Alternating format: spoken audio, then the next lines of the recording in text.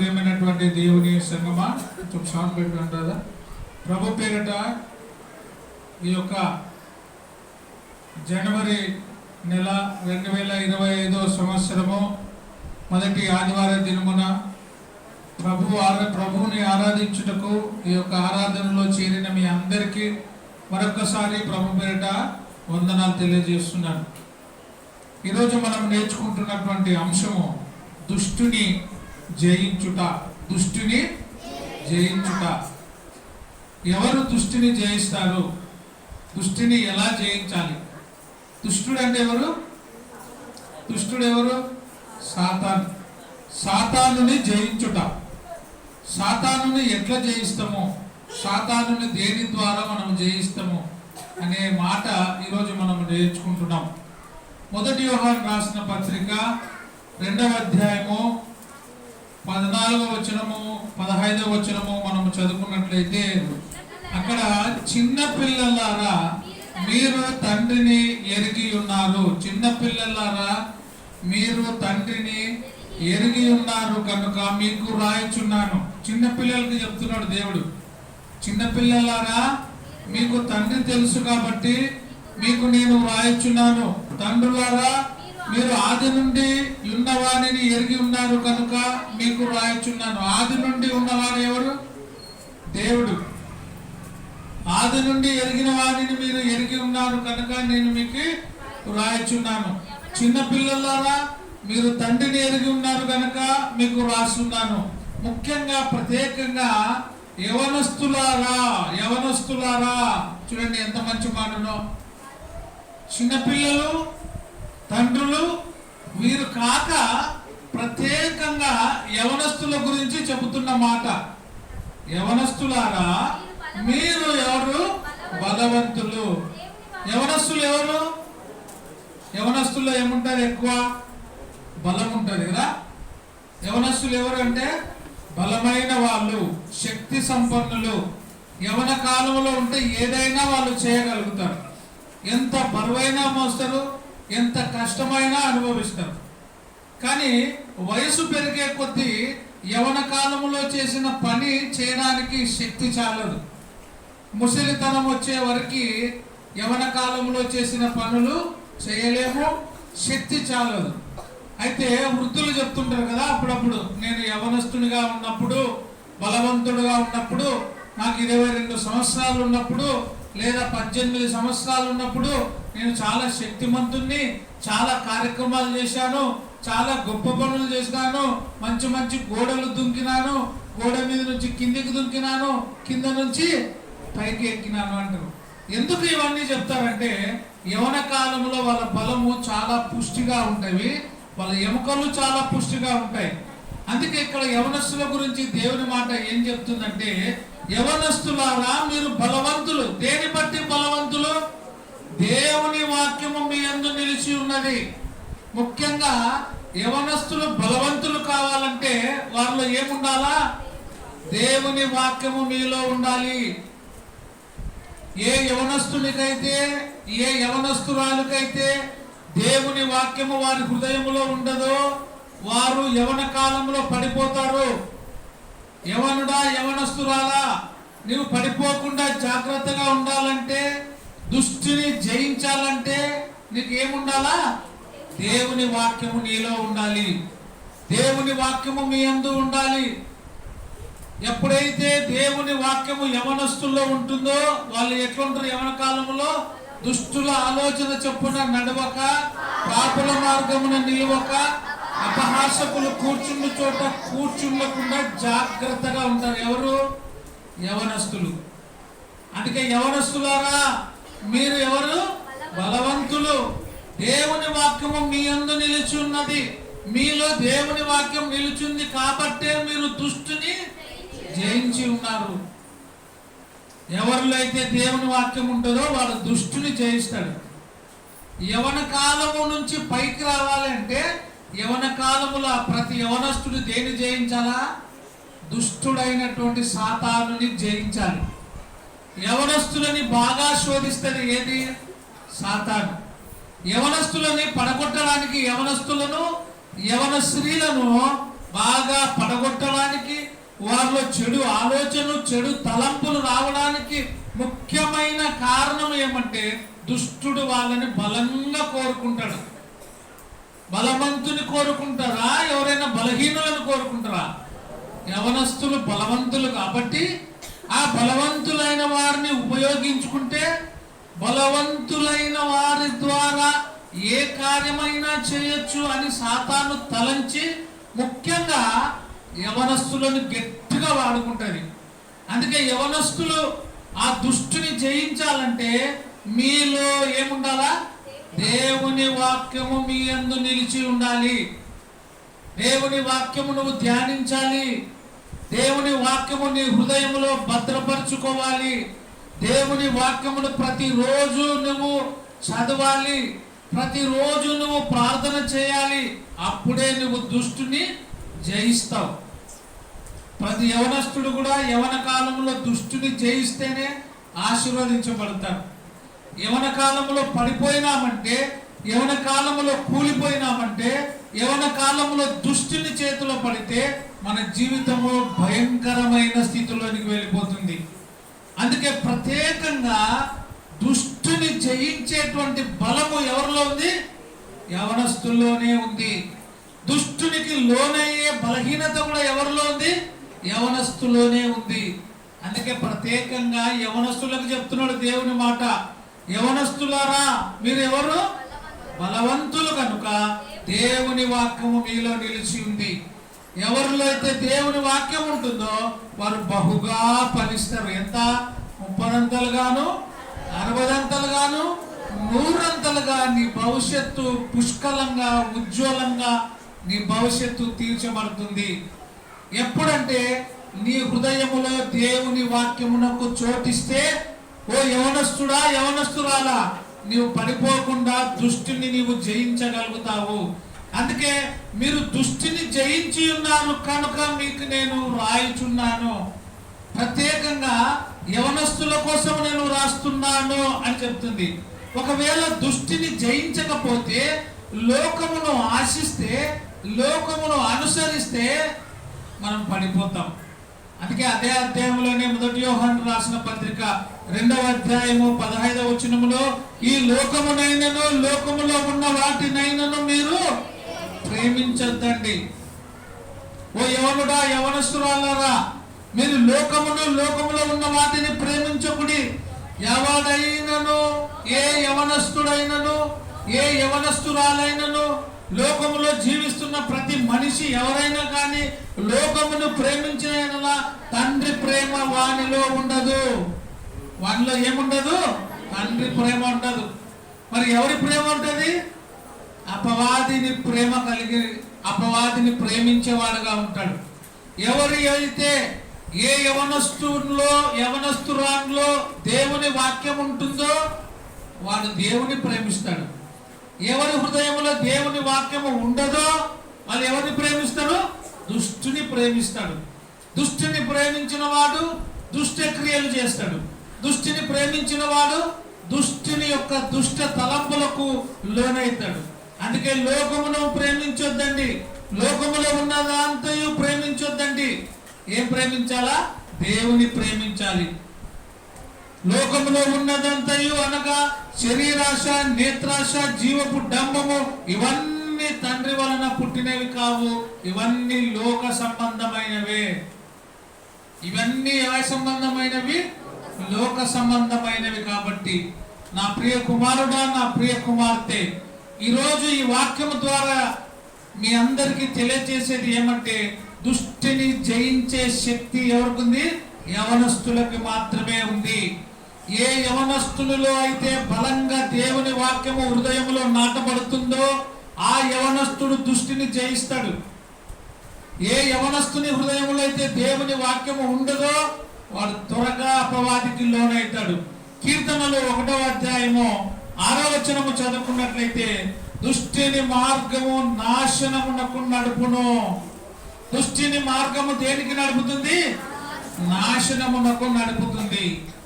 మనము దారి తప్పిపోవాలంటే, మనము పతనమైపోవాలంటే ఏ మార్గములో? దుష్టుని మార్గములో నడుస్తాం. అందుకే దుష్టుడు ఎవరిని కోరుకుంటుంది? బలవంతుడైనటువంటి యవనుని కోరుకుంటుంది, బలవంతుడైన యవనస్తురాలను కోరుకుంటుంది.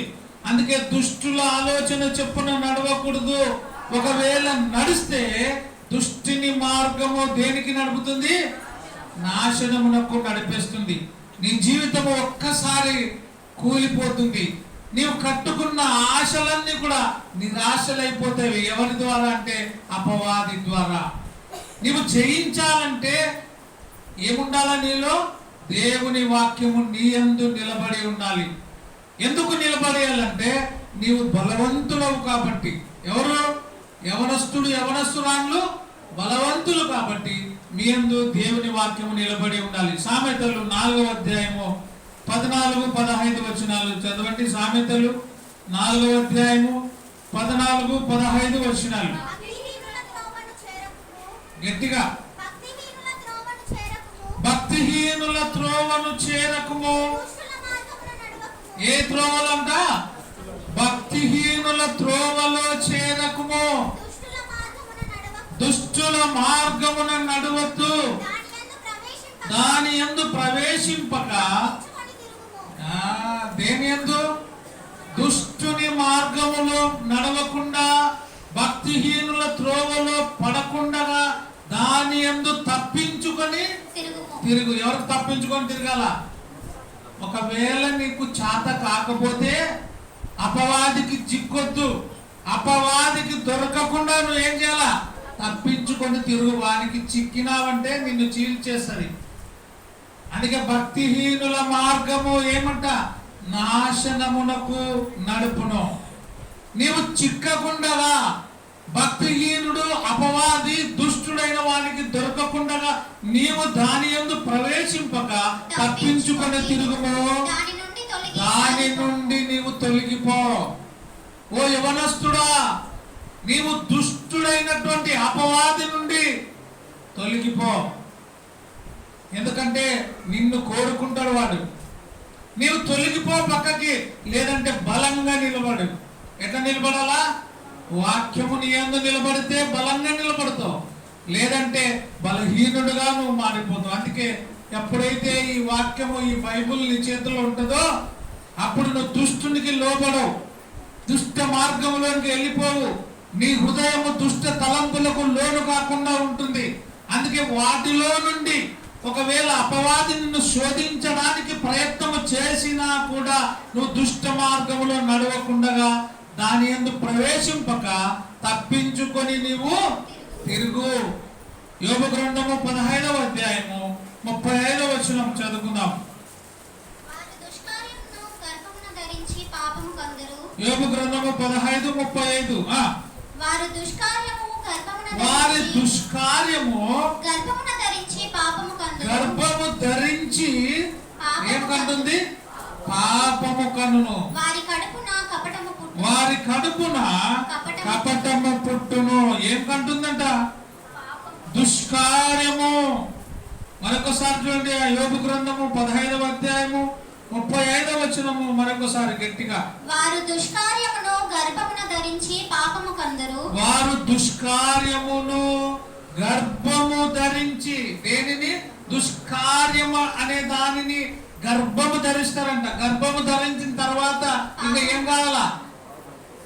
ఒక స్త్రీ గర్భవతి అయిందంటే నెక్స్ట్ ఏం కావాలా? ప్రసవించక తప్పదు. గర్భవతి అయిన ఏమా కాన్పు కాక తప్పదు. అవునా కదా? అందుకే ఇక్కడ ఏమంటున్నా చూడండి. వారు దుష్కార్యమును, నువ్వు ఎంత దాపెట్టుకున్నా దుష్కార్యము నీ కడుపులో ఉంటే, దుష్కార్యం అనేది అపవాది నీ కడుపులో వేస్తే అది ఏమంట? ఖచ్చితంగా గర్భము ధరించి ఏం కంటుందంట? పాపమును కంటుంది. కాబట్టి ప్రియమైన సహోదరుడా, సహోదరి, నీవు దుష్టుని జయించాలంటే దేవుని వాక్యము నీ యందు నిలిచి ఉండాలి. అందుకే ఇక్కడ ఏమంటాడంటే వారి కడుపున కపటము పుట్టును. ఏం పుడుతుంది? కపటము పుడుతుంది. కాబట్టి దుష్టిని జయించాలంటే ఏమిటి ద్వారా జయించాలా? వాక్యము నీ యందు ఉంటే దుష్టిని నువ్వు జయిస్తావు. వాక్యము లేకపోతే అపవాదికి నువ్వు లోనైతావు, అపవాది క్రియలు నువ్వు చేయవలసి వస్తుంది. కీర్తనలు 119వ అధ్యాయము 9 నుంచి 11 వచనాలు చదువుకున్నట్లయితే, యవనస్తులు చూడండి, బాగా వినాలా, యవనస్తులు దేని చేత నీ మార్గము సరి చేసుకుంటావు? చెప్పండి, దేని చేత? యవనస్తులు వాళ్ళ మార్గము ఎట్లా బాగా అవుతుంది? దేవుని వాక్యము చదవడం ద్వారా. యవనస్తులు దేని చేత తమ నడత శుద్ధి పరచుకొందురు? ఏ దాన్ని బట్టి? నీ వాక్యమును బట్టి. వాక్యమును బట్టి ప్రతి యవనస్తుడు వాళ్ళ మార్గాన్ని సరి చేసుకోవాలి. వాక్యమే నిన్ను మంచి దారిలో నడిపిస్తుంది.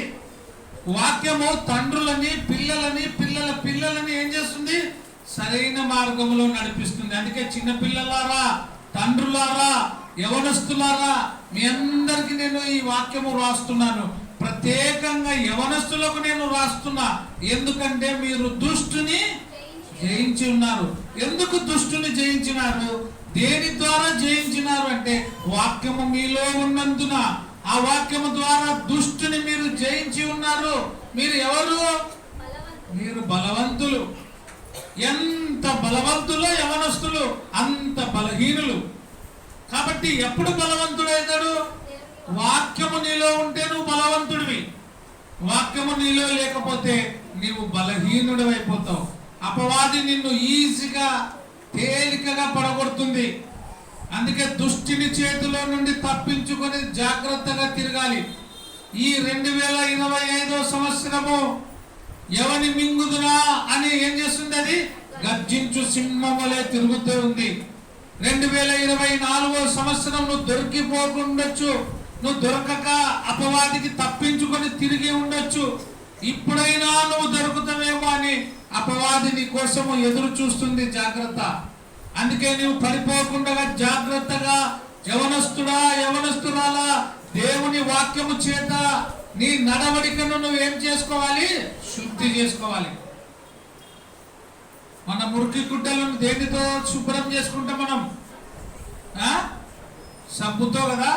మన సబ్బు వేరే, సాకలి సబ్బు వేరే. అందుకే బైబుల్ అంటాడు, నీ వాక్యము చాకలి వాని సబ్బు వంటిదంట. సాకలి వాని సబ్బు ప్రత్యేకంగా ఉంటుంది. ఆ కాలంలో మంచి సాకలి వాళ్ళు మంచి సబ్బులు వాడతారు, సౌడు కదా, దానితో బట్టలు ఉతికేవాళ్ళు.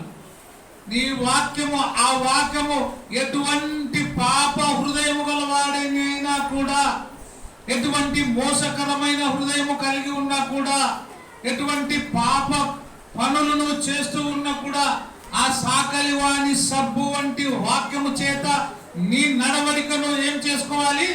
శుద్ధి చేసుకో. నీ వాక్యమును బట్టి దానిని జాగ్రత్తగా చూసుకొనుట చేతనే కదా. వాక్యాన్ని ఎట్లా చూడాలా? జాగ్రత్తగా చదవాలి, జాగ్రత్తగా అర్థం చేసుకోవాలి, జాగ్రత్తగా వాక్యమును అవగాహన చేసుకోవాలి. అప్పుడే అది నీకు అర్థమవుతుంది. నా పూర్ణ హృదయముతో నిన్ను వెతికి ఉన్నాను, నన్ను నీ ఆజ్ఞలను విడిచి తిరగనీయకు. ఏది ఆజ్ఞలు విడిచి తిరగనీయదు? వాక్యము నిన్ను గట్టిగా పట్టుకుంటది. వాక్యము నిన్ను ఇటు అటు తిరగనీయకుండా జాగ్రత్త పడుతుంది. వాక్యము నీకు ఎట్లుంటది? ప్రహరీ గోడలే కాపాడుతుంది. వాక్యము నిన్ను చెల్లా చెదరు కానీయకుండా నీ జీవితాన్ని అది కాపాడుతూ రక్షణ కవచంగా ఉంటుంది. అందుకే వాక్యము నీ హృదయములో ఉండాలి. వాక్యము నీ హృదయములో ఫలించాలి. వాక్యము నీ హృదయములో అది ఏం కావాలి? అభివృద్ధి చెందాలి. వాక్యము చేత నీ ఆజ్ఞలను విడిచి తిరగనీయకుము. నీ ఎదుట నేను పాపము చేయకుండానట్లు నా హృదయములో ఏమి ఉంచుకొని ఉన్నానన్నది ఎక్కడ? ఇది చాలా చాలా చాలా ముఖ్యమైన మాట. నా హృదయములో ఏం పెట్టుకున్నానంట రవి? వాక్యమును ఉంచుకొని ఉన్నాను. ప్రతి యవనస్తుడు, ప్రతి యవనస్తురాలు వారి హృదయములో, రవే కాదు, రవి అంటే రవి అనుకున్నారు అందరూ, మీ హృదయములో ఏం పెట్టుకోవాలా? వాక్యము నీ హృదయములో ఉండాలి. వాక్యానికి నీ హృదయములో చోటు ఇవ్వాలి. అందుకే నా హృదయములో నీ వాక్యమును ఉంచుకొని ఉన్నా. వాక్యము నా హృదయంలో ఉంచుకొని ఉంటే అపవాది నా దగ్గరికి రాదు. ఒకవేళ వచ్చినా అపవాదిని నేను వాక్యము చేత ఏం చేస్తా? ఎదిరించగలను. ఎందుకంటే యవనస్తుడు బలవంతుడు, బలమైన వాడు కాబట్టి వాక్యము ద్వారా అపవాదిని ఎదిరించగలుగుతాడు. కీర్తనలు 119వ అధ్యాయము 37వ వచనం, వ్యర్థమైన వాటిని చూడకుండా నా కన్నులు త్రిప్పివేయి. ప్రతి యవనస్తుని కూడా కాపాడేది ఏది? వాక్యము. ప్రతి యవనస్తుడు కూడా తప్పిపోకుండా ఉన్న జాగ్రత్తగా చూసేది ఏది? వాక్యం. ప్రతి మనిషిని చక్కని దారిలో నడిపించేది ఏది?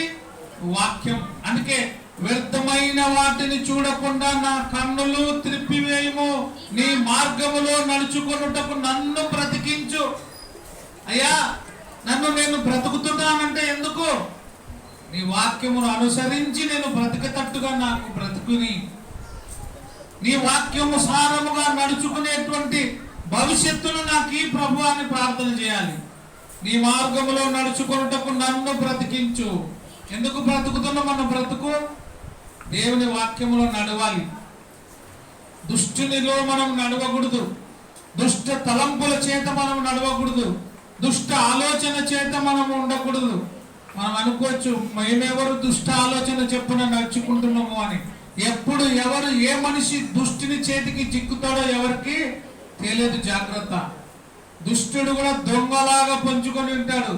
దొంగ మనం చూడనప్పుడు మనకు తెలియకుండా వచ్చి ఎట్లా దొంగతనం చేస్తాడో, అపవాది కూడా నీకు తెలియకుండా నీలో ప్రవేశించి నిన్ను ఏ మార్గంలో నడిపిస్తాడు? దుష్ట మార్గములో, నరక మార్గములో నిన్ను నడిపిస్తాడు. ఏ వ్యక్తి హృదయంలో దేవుని వాక్యం ఉంటుందో ఆ వ్యక్తి ఎక్కడ నడుస్తాడో? దేవుడు చెప్పిన మార్గంలో నడుస్తాడు. ఆయన ఏం చెప్పినాడు? నేను ఎప్పుడు చెప్తుంటాది, నేనే మార్గము, నేనే సత్యము, నేనే జీవము. ఆ మార్గములో నడుస్తాడు యవనస్తుడు. అందుకే ఆ మార్గంలో నన్ను నడిపించుటకు నన్ను బ్రతికించు. 119వ కీర్తన 38వ వచనం కింది వచనంలో, నీవిచ్చిన వాక్యము మనుషుల్లో భయము పడుతుంది. వాక్యము మనుషుల్లో ఏం పుట్టాలా? భయము పుట్టాలా, భీతి పుట్టాలా. వాక్యం అంటే భయం ఉండాలా. పొరపాటున బైబుల్ కింద పడితే తీసి కళ్ళకు అద్దుకునే ఆ భయం కాదు. ఏ భయము? ఆ భయం ఉండాలా, ఈ భయం ఉండాలా. దేవుని వాక్యము మీరుతున్నానేమో అనే భయము నిన్ను వేధించాలా. దేవుడు చెప్పిన మాట ప్రకారం నేను నడుచుకుంటున్నానా అని పరిశోధన నిన్ను వేధించాలి. నా కుమారుడా, నా కుమారుడా, నా మాట విను. నా కుమారుడా, దారి తప్పిపోవద్దు. నా కుమారుడా, మార్గము విడిచి తిరగొద్దు. నా కుమార్తె, మార్గము తప్పి తిరగొద్దు. ఎందుకంటే దుష్టుడు ఉన్నాడు. జాగ్రత్త. దుష్టిని జయించాలంటే వాక్యము నీ హృదయంలో ఉండాలి. దుష్టిని జయించాలంటే దేవుని వాక్యము నీ యందు నిలిచి ఉంటేనే దుష్టిని నీవు జయిస్తావు. 119వ కీర్తన 56వ వచనం, నీ ఉపదేశము అనుసరించి నడుచుకొనుచున్నాను, ఇదే నాకు వరముగా దయచేయబడి ఉంది. నీ వరము ఏది? వాక్యము అనుసరించి, ఉపదేశము అనుసరించి నడుచుకునమే దేవుడిచ్చినటువంటి వరం. దేవుడిచ్చిన వరం అది. ఏది? వాక్యమును అనుసరించి నడుచుకునడము దేవుడిచ్చినటువంటి వరం. సైతానిచ్చిన శాపం ఏది? దేవుని వాక్యము అనుసరించి నడుచుకోకుండా ఉండేదే అది ఇచ్చే శాపం. అందుకే అది రకరకాలుగా దుష్టుడు మనల్ని మార్గం తప్పిస్తాడు. ఎట్లా చెప్పండి? కొన్ని చెప్పండి.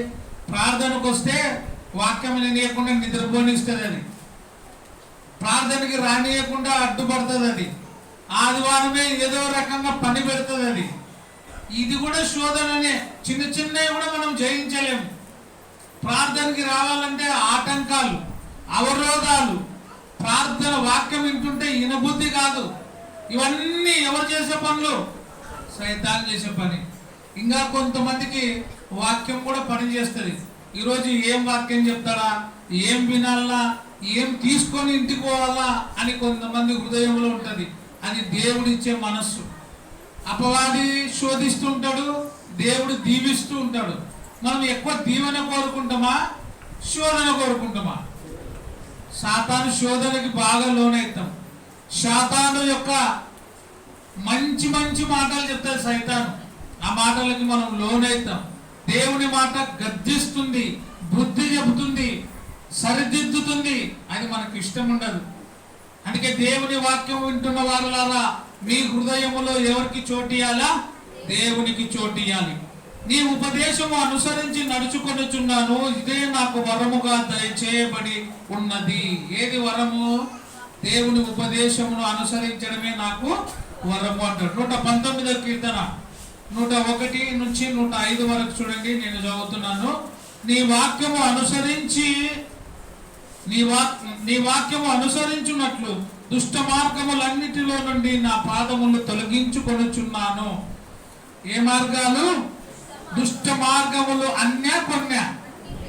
అన్నిటిలో నుండి నా పాదములు నేను తొలగించుకొనుచున్నాను. ఎవడైతే దుష్ట మార్గములో నుండి పాదము తొలగించుకుంటాడో వాడు దుష్టుల్ని జయిస్తాడు.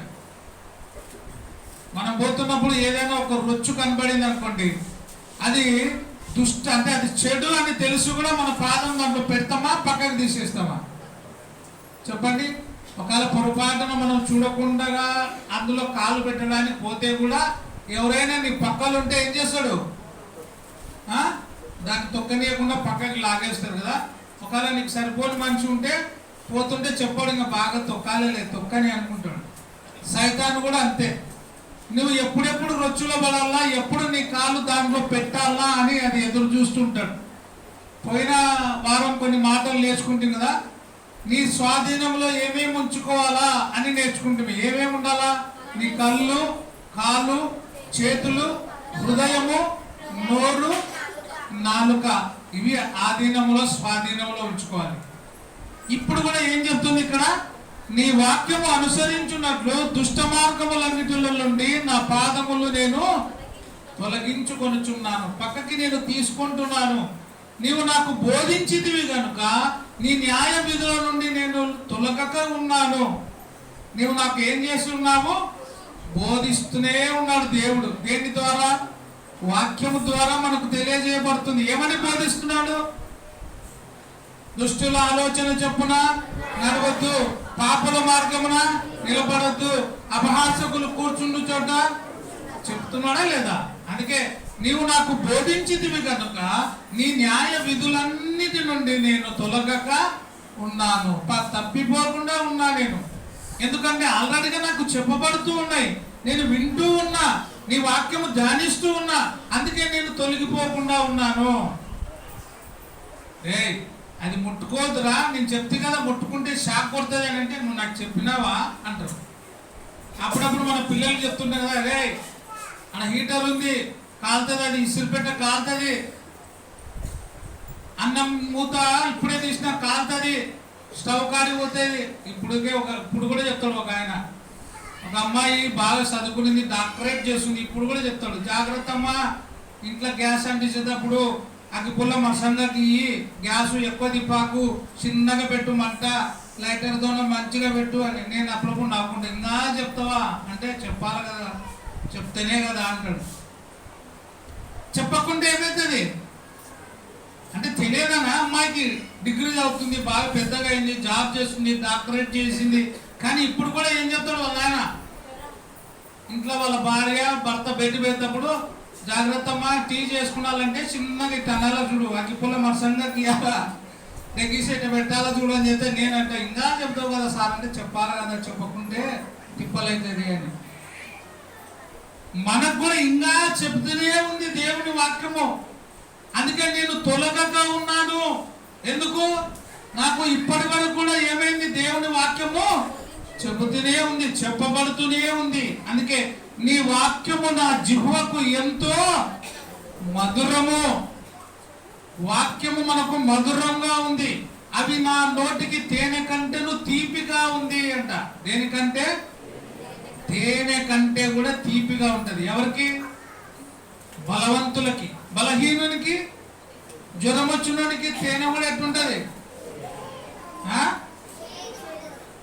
ఏం తినలేవా అంటే ఏం చెప్తారు? జ్వరం వచ్చినప్పుడు ఎవరైనా చెప్పండి, నిజంగా చెప్పండి. ఏం తినలేవా అంటే ఏం చెప్తారు? నోరు తీయాలంది తినలే అంటారా?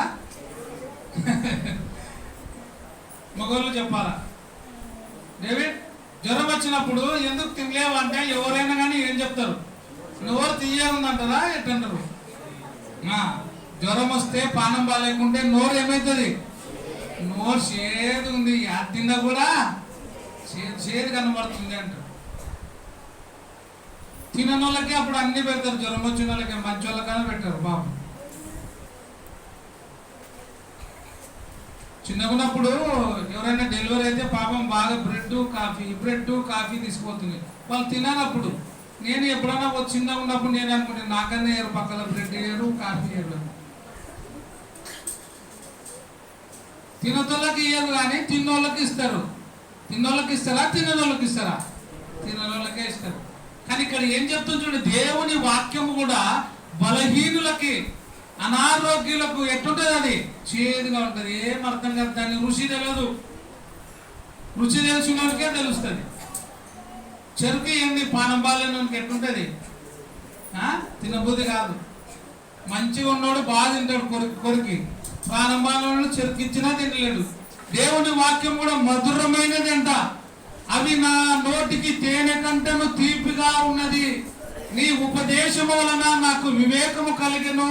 తప్పు మార్గములన్నీ నాకు ఇష్టము కదా. తప్పు మార్గములన్నీ నాకు అసహ్యము. ఓ యవనస్తుడా, తప్పు మార్గములన్నీ నీకు ఏం కావాలా? అసహ్యము కావాలా? ఎందుకంటే నీవు దుష్టుని జయించున్నావు. నీలో ఏముంది? దేవుని వాక్యం ఉంది. ఒకవేళ నువ్వు దుష్టుని జయించకపోతే తప్పు మార్గములన్నీ నీకు ఇష్టమే, తప్పు మార్గములన్నీ నీకు తీపే. అందుకే మనము దుష్టుని జయించాలి. ఎవరు దుష్టుడు చెప్పండి? ఎవరు దుష్టుడు? అపవాది. అపవాది అంటే ఎవరు? సాతాను. మనకి ఏం పేరు? ఆది మహాఘట సర్పం. అది అబద్ధమునకు జనకుడు. వాడు ఎవరు చేస్తాడు? లోకమంతా, ప్రపంచమంతటిని కూడా మోసం చేస్తాడు వాడు. ఎవరు? సైతాన్. మనమైతే ముగ్గురిని, నలుగురిని, 10 మందిని మోసం చేస్తారు. కానీ సైతాన్ గారు మొత్తం ప్రపంచానంతా కూడా మోసం చేస్తారు. ఒక 25 సంవత్సరాలు అనుకుంటా, 20 సంవత్సరాలు కర్నూలులో ఒక ఆయన ఉండే ఎస్ఎఫ్ క్యాంపులా. దాదాపు చీటీలు వేసి మొత్తం అందరినీ లూటి కొట్టింది. ఎంత తెలుసా? 25 ఏళ్ళ కిందట 1,20,00,000. అప్పట్లోనే ఎంత మోసం చేసిందమ్మా చెప్పండి? ఎంత? 1,20,00,000. ఎప్పుడు? ఎన్నేళ్ల కిందట? 25 ఏళ్ళ కిందట 1,20,00,000 అంటే ఎంత డబ్బు? ఈ కాలానికైతే మహా ఎక్కువ అది. అప్పుడప్పుడు అర్థం కదా. ఈ స్థలం అప్పుడు 5,000 కొనుక్కో అంటే నేనే ఈ మంచి అంటారు మొగని కదా. అప్పట్లో 5,000 ఆ మంచికి ఎక్కువైంటే పాపం. అప్పుడు 5,000 కొనేలా ఈ మంచి.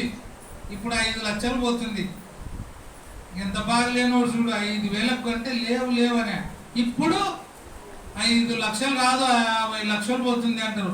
ఆ కాలానికి అది ఎక్కువ. ఆ రోజులో ఆమె 1,20,00,000 మోసం చేసింది. అంటే దాదాపు ఒక 30-40 మందిని అనుకోండి. కానీ అపవాది ఎంతమందిని మోసం చేస్తాడు? సర్వలోకమును మోసపుస్తుంటాడు. ఎవడు మింగుదలాన్ని తిరుగుతూ ఉంటాడు. అందుకే యవనస్తుడు జాగ్రత్త. తమ యవన కాలమును నీ వాక్యము చేత నేను శుద్ధి పరచుకొందును. నీ వాక్యము నా హృదయంలో పెట్టుకున్నాను. ఇది యవనస్తులకు మాత్రమేనా? పై వచనంలో మనం చదువుతాం. 1 యోహాను 2వ అధ్యాయము 14-15 వచనంలో, చిన్న పిల్లలారా మీరు తండ్రిని ఎరిగి ఉన్నారు కనుక మీకు రాస్తున్నాను. తండ్రులారా మీరు ఆది నుండి ఉన్న వాణిని ఎరిగి ఉన్నారు కనుక మీకు రాస్తున్నాను. యవనస్తులారా మీరు బలవంతులు. ప్రత్యేకంగా మీకోసం నేను రాస్తున్నా. యవనస్తులారా మీరు బలవంతులు. మీరు దేవుని జయించి ఉన్నారు. దేవుని వాక్యమున దేవుని వాక్యము నీ యందు నిలిచున్నది కనుక మీరు దుష్టుని జయించున్నారు. దుష్టుని జయించినారు కాబట్టి దేవుని దగ్గర మీరు ఉన్నారు. ఎంత గొప్ప మాట. దుష్టునికి ఓడిపోతే దుష్టి చేతిలో బలహీనమైతే ఎక్కడుంటే మనం నరకములో యాతన పడతాం. అందుకే నీ ఉపదేశము వలన నాకు వివేకము కలిగెను, తప్పు మార్గములన్నీ నాకు అసహ్యములాయను. నీ వాక్యము నా పాదములకు దీపము, నా త్రోవకు వెలుగు.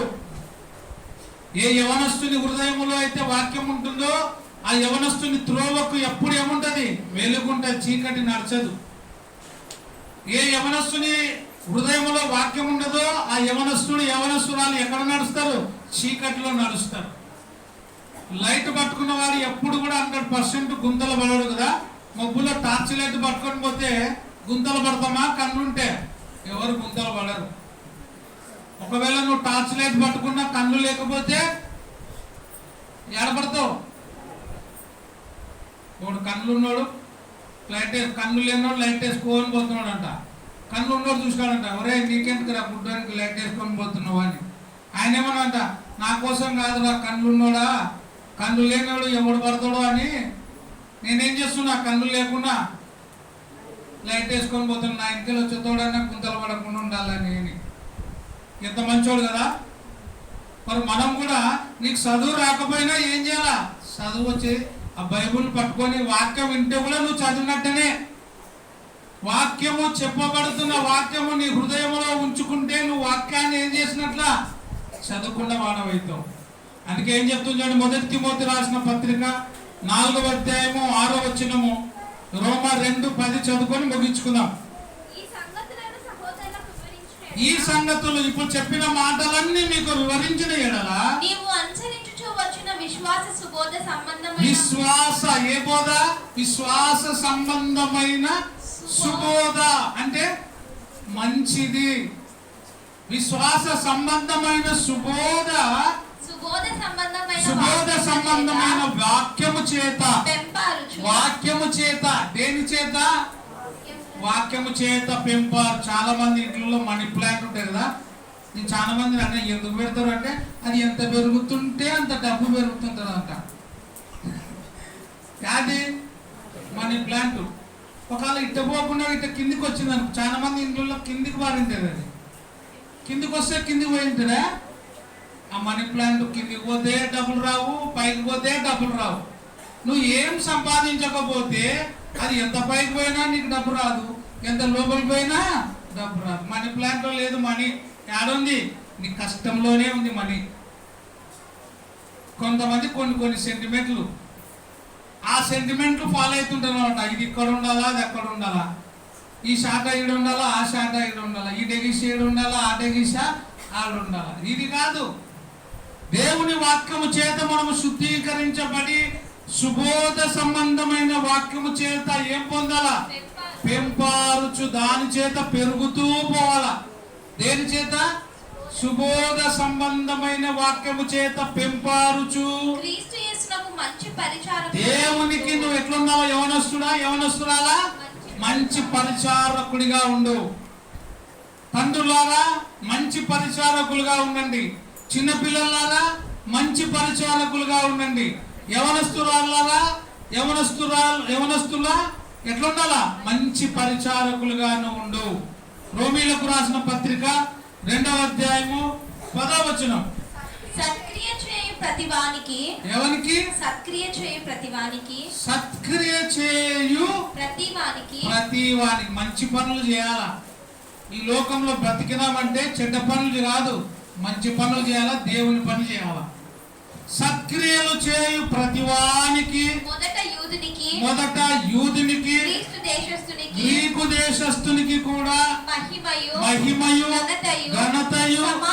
నీ కూడా మహిమ ఘనత సమాధానము కలగాలంటే, నీ కుటుంబానికి ఘనత మహిమ సమాధానము కలగాలంటే ఏం చేయాలా? సత్క్రియలను చేయాలి. వాక్యము నీ హృదయంలో పెట్టుకోవాలి. వాక్యము నీ మనసులో ధ్యానించాలి. సత్క్రియలు చేస్తూ పోవాలి. అప్పుడే మనం దేన్ని జయిస్తామో? దుష్టుని జయిస్తాం. ఈరోజు మనం నేర్చుకున్న అంశం ఏమంటే దుష్టుని జయించుట. దేని చేత దుష్టుని జయించుతామో? వాక్యము నీ హృదయములో ఉంటే దుష్టుని జయిస్తాం. సత్క్రియలు అనే ధనము కలిగి ఉంటే నువ్వు దుష్టుని జయిస్తావు.